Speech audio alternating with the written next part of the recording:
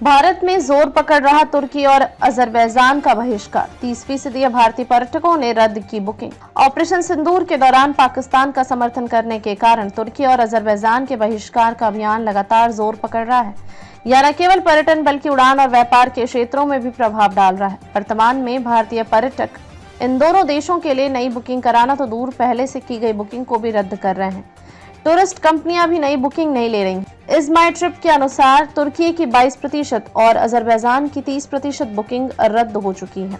भारतीय पर्यटक अब जॉर्जिया, सर्बिया, ग्रीस, थाईलैंड और वियतनाम जैसे सुरक्षित विकल्पों को प्राथमिकता दे रहे हैं। इस माई ट्रिप के सीईओ और सह संस्थापक रिकांत पिट्टी ने कहा कि युद्ध विराम के बाद की अनिश्चितताओं के कारण प्रभावित क्षेत्रों के लिए बुकिंग रोक दी गई है। साथ ही प्रभावित क्षेत्रों की गैर आवश्यक यात्रा से बचने की सलाह दी गई है।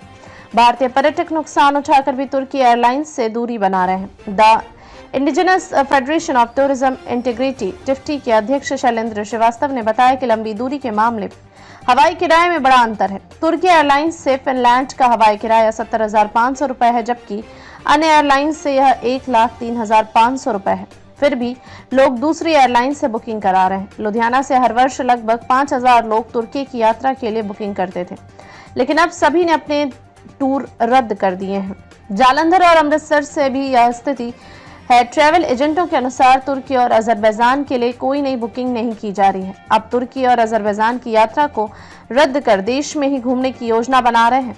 दक्षिणी दिल्ली निवासी राजेंद्र सिंह एक लॉ फर्म के सह संस्थापक हैं। उन्होंने अपनी टीम के 35 सदस्यों के साथ तुर्की की बुकिंग रद्द कर दी और अब देश में यात्रा की योजना बना रहे हैं। नए घटनाक्रम ने उन्हें सोचने पर मजबूर किया है कि विदेश जाने की बजाय अपने देश के पर्यटन स्थलों को क्यों न बढ़ावा दें। Federation of All India Traders CAIT ने तुर्की और अजरबैजान के साथ व्यापार बंद करने का निर्णय लेने के लिए शुक्रवार को दिल्ली में बैठक बुलाई है।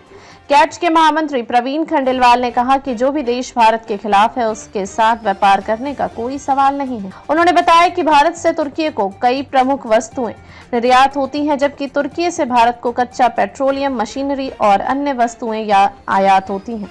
मुस्लिम संगठनों में भी बहिष्कार का फैसला किया गया है।